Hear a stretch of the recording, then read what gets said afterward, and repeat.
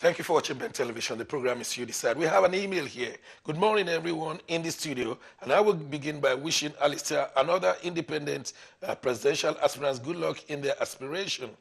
Returning to the issue at hand, I believe that this is a smearing campaign between both arms of government rather than focusing on how to alleviate the sufferings of all Nigerians, irrespective of party affiliations. Personally, in my view, it is absurd that the Senate President will have any hand in armed robbery despite his shortcomings. This administration has been a total failure in security of the country, fighting corruption and the economy. PMB need to reassess its plan for a second term. I'm glad I got this out of my chest. This is from Augustine, London. Augustine, you wanted to ask Alice a question. Yeah, I mean, Otuba kind of dabbed into a bit of what I wanted to ask our presidential hopeful. And that question goes to funding. You cannot run an election anywhere in the world without funding. You cannot conduct an election as a presidential level anywhere in the world without solid funding. So my question goes, as a diasporan, what has been the strategic structure for funding your campaign? Let's leave aside stomach infrastructure. Stomach infrastructure is a Nigerian conditionality. But for you to put a campaign on the ground in Nigeria, there must be a solid fund that would cater for the running day-to-day activities of your campaign team, your mobilizers, your volunteers in the 36 states and the federal capital territory, Abuja. Because without that in mind, you look at the ordinary Ekiti election, APC is budgeting 6 billion naira. Allegedly. Well, you may say allegedly, but that's the budget. PDP is looking towards matching that fund, double. Whether they give it as infrastructural stomach or whatever, or stomach infrastructure, or they pay it to some people for billboard, they pay it to some people, media houses will collect their own, some obas will collect their own, some mega politicians in the state will collect their own. What's your question? So my question is, if a state election is costing a party 6 billion or more, multiply that 36.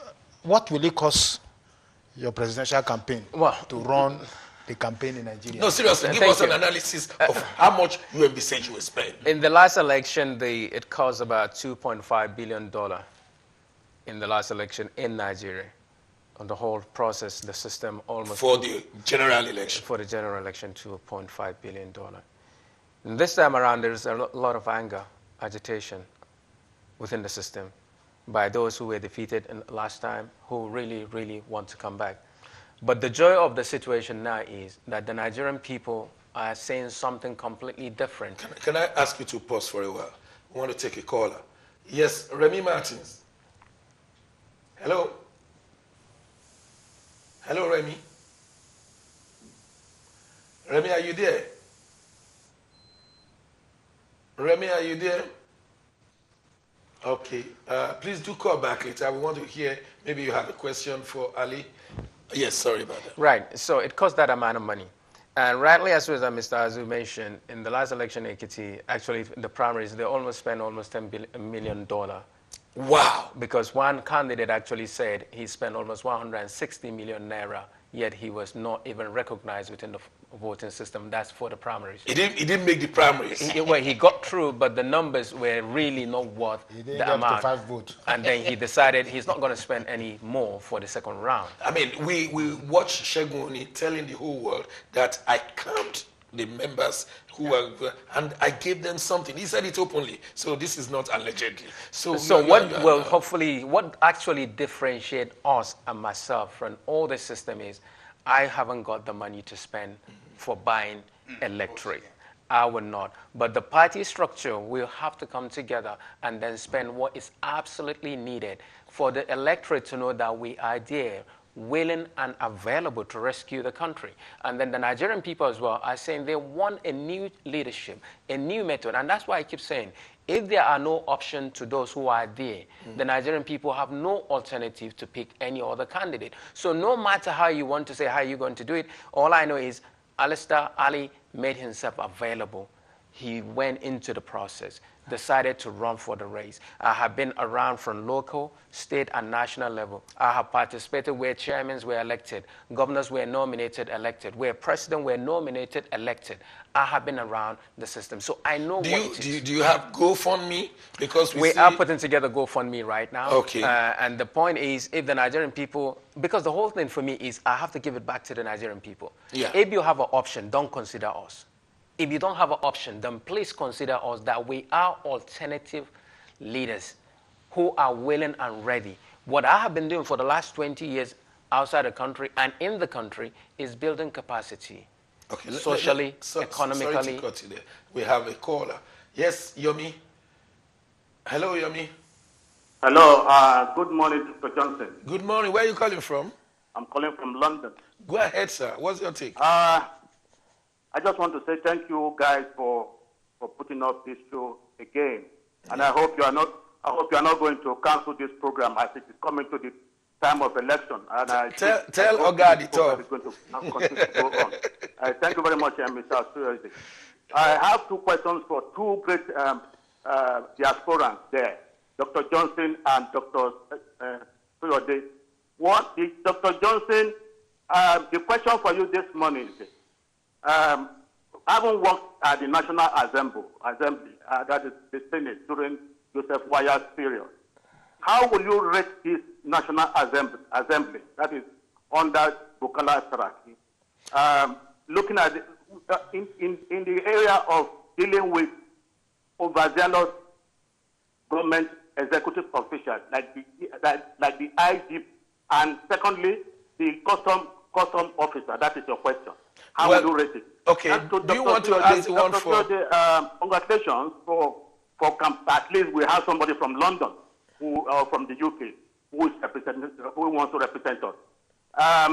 Dr. Suyode, politics in Nigeria, you can see that it's a very dirty politics, dirty, murky, very primitive.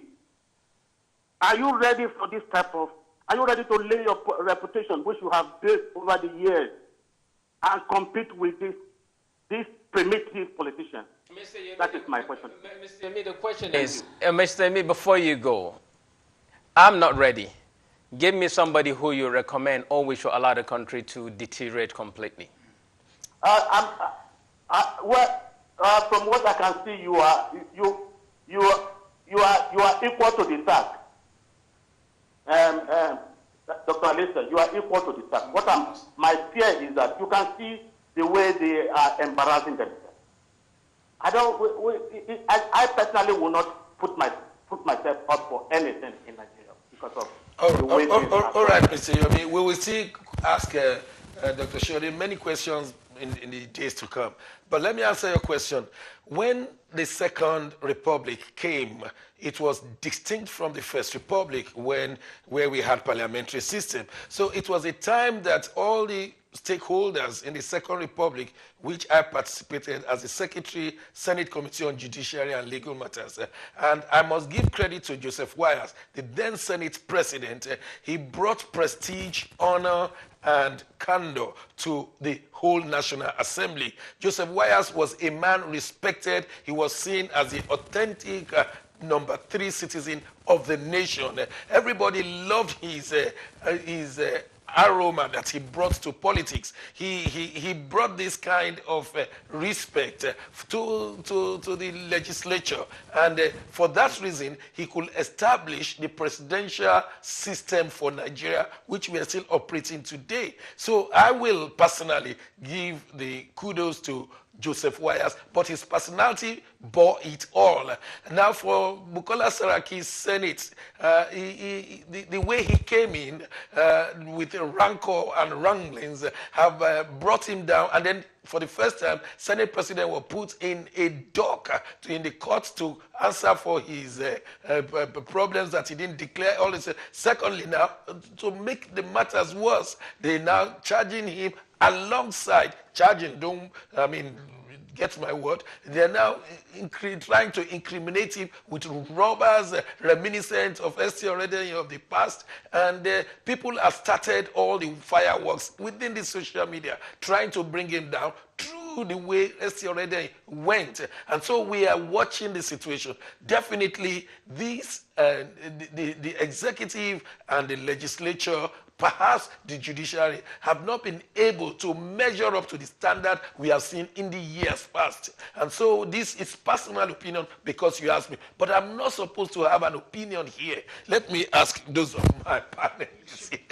Yes, Gossin, you think Senate has given us, or the National Assembly, they've taken Nigeria to that level we should be proud of? I would say that the 8th Assembly has been the most disappointing assembly in the Nigerian political history. Even though we know that even in the First Republic, when we had a parliamentary system, there was squabbles, but it didn't go to the level it got to. Even during Joseph Wyatt's time, there were a little bit. And remember, people have to look back to history. History is not just there for cinema. It's there for remembrance. People should realize that this same Saraki, father, has the case with this same Buhari. So it could be nemesis that is really running around the same families up to date. Because this same senior Saraki indicted this Buhari. Shola Saraki. Indicted in a panel he was chairing. Indicted this same Buhari. And now the son is now in power tussle with the same Buhari. Okay. So there is an issue here. People should go beyond. It's gone beyond politics to something. Okay, hold it there. We will go on a short break. When we return, we want to discuss developmental issues like the waterways bill that will now be handed over to the federal government if the bill is passed into an act. Don't go away. We'll be right back.